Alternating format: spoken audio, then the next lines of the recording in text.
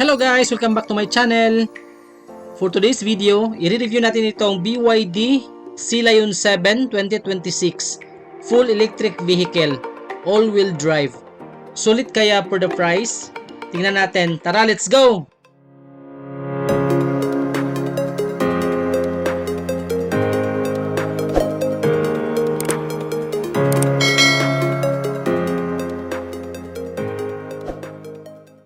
Alright. The front fascia of the BYD Sea Lion 7 is characterized by a sleek and futuristic design inspired by the BYD's ocean aesthetic philosophy.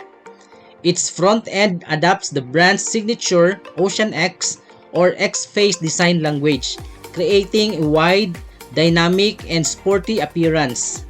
The low slang features sculpted character lines that flow seamlessly into the front fenders, enhancing the vehicle's aerodynamic profile. Distinctive U-shaped LED headlights and sharp daytime running lights frame the front, giving the SUV a modern and high-tech look. The bumper incorporates a large central intake area, accented by black trim and aerodynamic air curtain elements on the corners, which emphasize performance while improving airflow efficiency.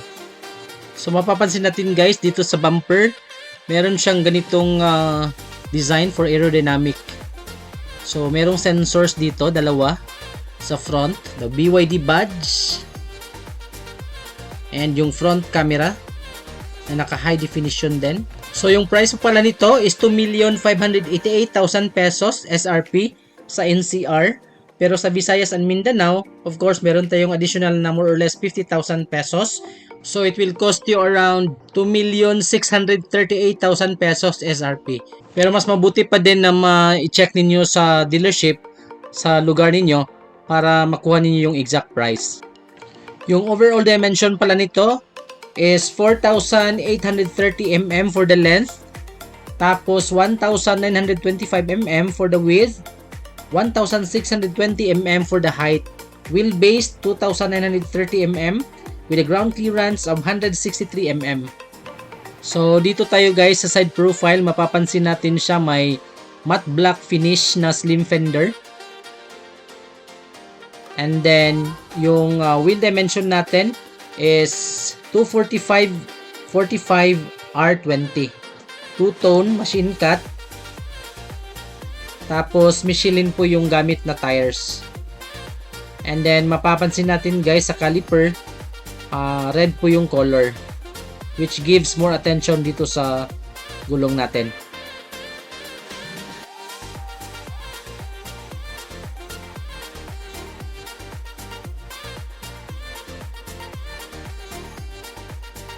Dito tayo sa side, may accent dito na may emblem na BYD design. Tapos sa side mirror, naka body color, may turn signal light repeater, naka LED.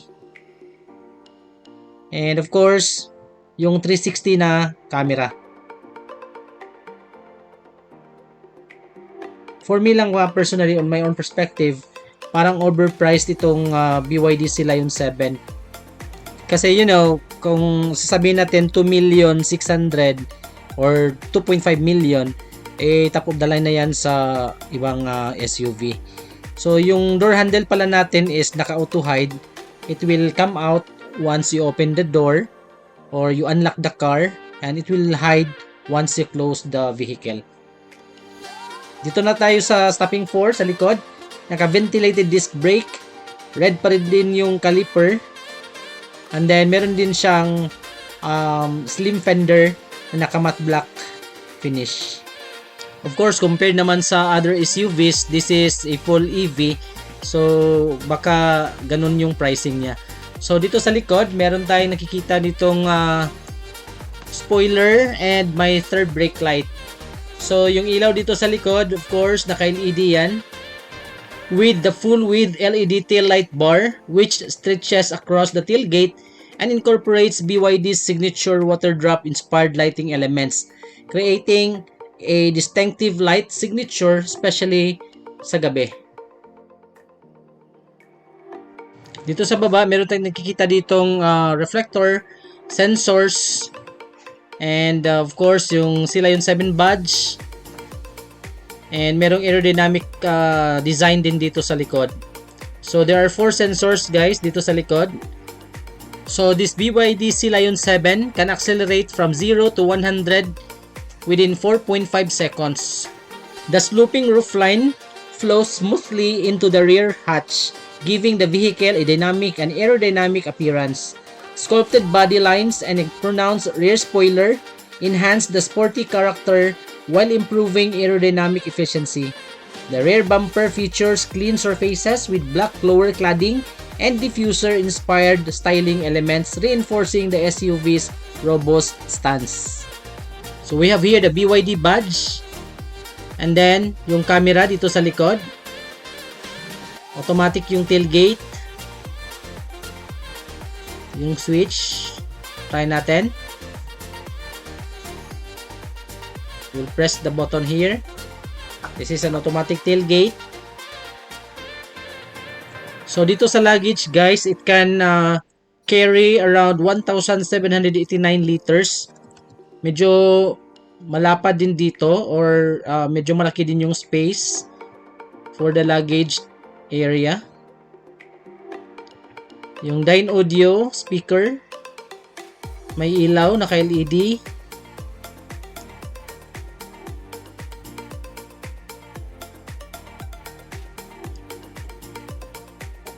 So parang may lagayin dito ng mga gamit or tools. Then you have here the compartment. Pwede nating lagyan ng mga gamit din.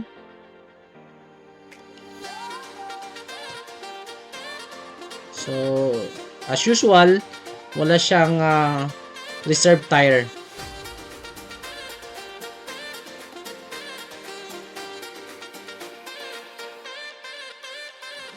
So parang may nakikita tayo dito dalawang chrome accent na rear step seal. Yan, so close natin.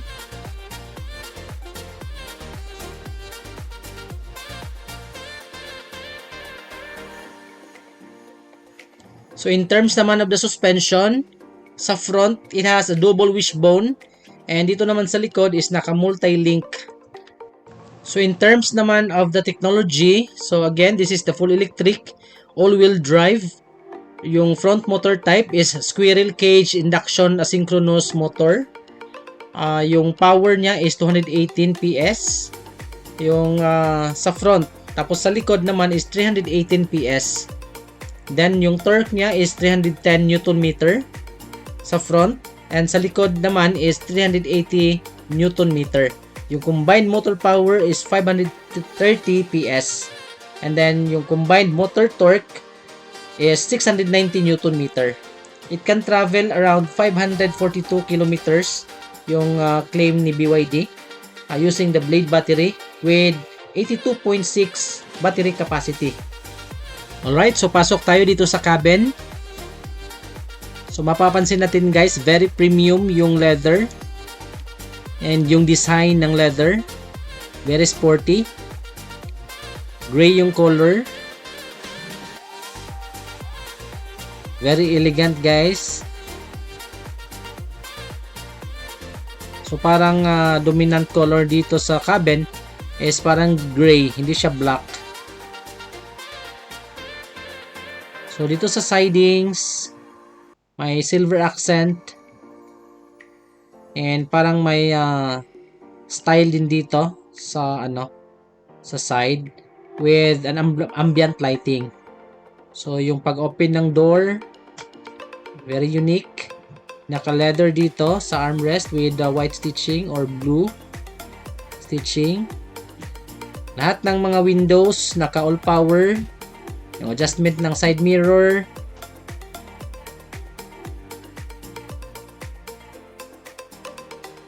So meron tayong nakikita ditong button para pag open sa likod ng door. So cup holder, yung Dyne Audio speaker. Then may side step seal na may BYD na word. Tapos ito yung maganda guys, electronic yung adjustment, may lumbar support.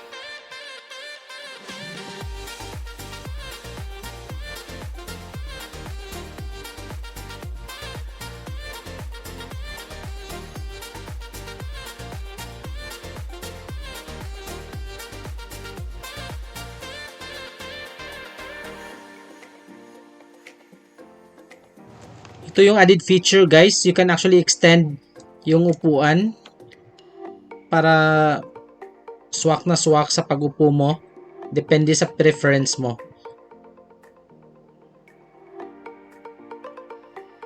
Alright. So, dito tayo sa side. Naka soft touch dito. May silver accent. And of course, yung ambient lighting. And then yung aircon vent. Pasok tayo dito sa loob. It has a fully digital instrument cluster which provides clear driving information.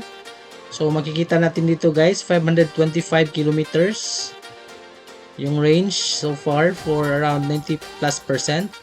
Dito tayo sa steering wheel, may mga controls dito. Different buttons, different controls. So yan, for the 360 camera, naka HD na yung camera.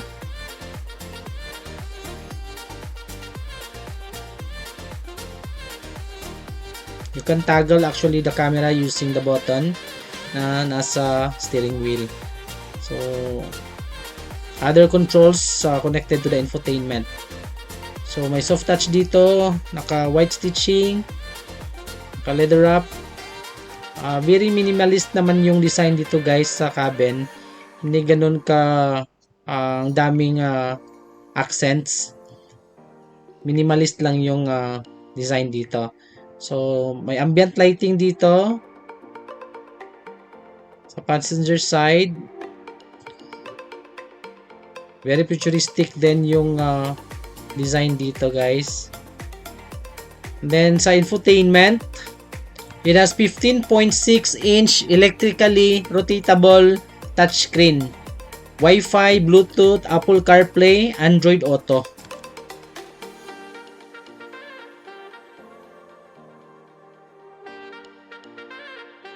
Dito yung wireless charging, dalawa. Then dito tayo sa 80 shifter, may parking button, yung push start button, start and stop, yung mode.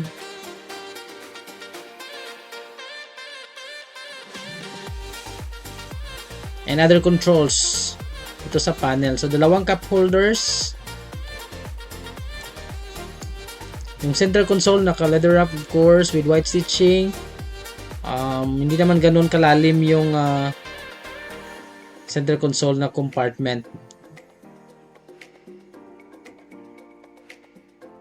Then dito tayo guys sa passenger side, vanity mirror. May LED na very unique din yung ilaw. Then yung touchscreen na pag-open ng moonroof.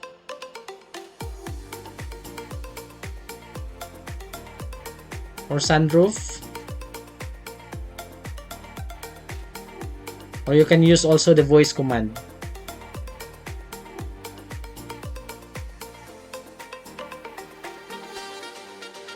So wala siyang sunglasses holder.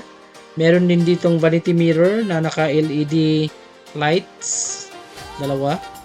The same sa passenger side. So dito naman sa second row,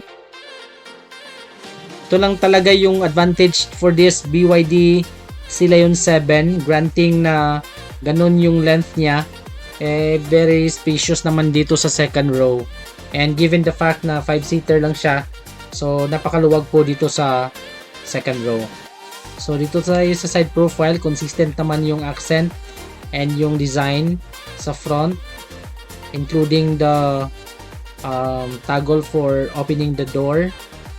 So for the dashboard perspective, from the second row perspective,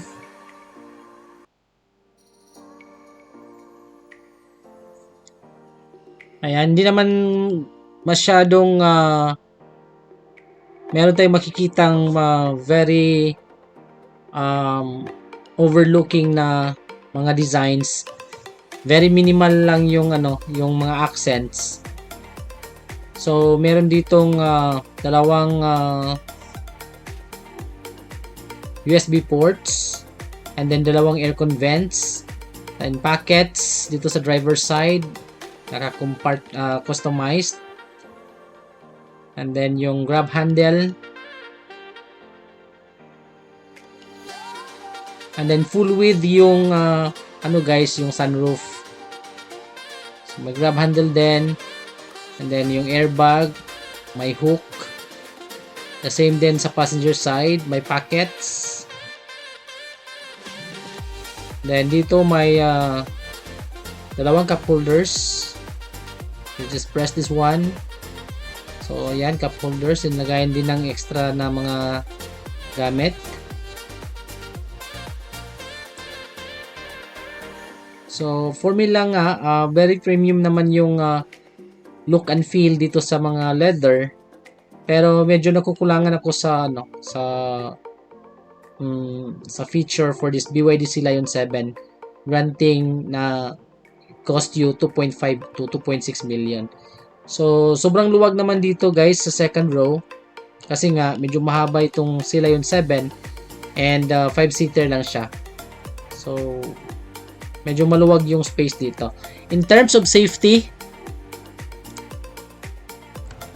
it has 6 airbags. Isa sa driver, isa sa front passenger, dalawa sa side airbag, dalawa yung curtain airbags. Meron din siyang electronic brake distribution, the anti-lock brake system or the ABS, immobilizer, security alarm, stability control, electronic door locks, speed sensing door locks, ISOFIX, lane departure warning system, blind spot detection system, tire pressure monitoring, and of course yung heads-up display.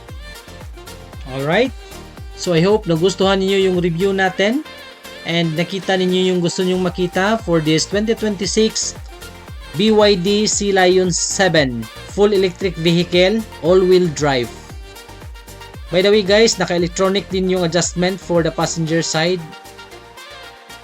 So wag niyong kalimutang mag-subscribe. You can like the video or comment to my channel and paki-subscribe na din. And also paki-hit yung notification bell para ma-update kayo sa mga next upload natin ng mga videos. Thank you guys for watching and see you sa next video natin. Bye and God bless everyone.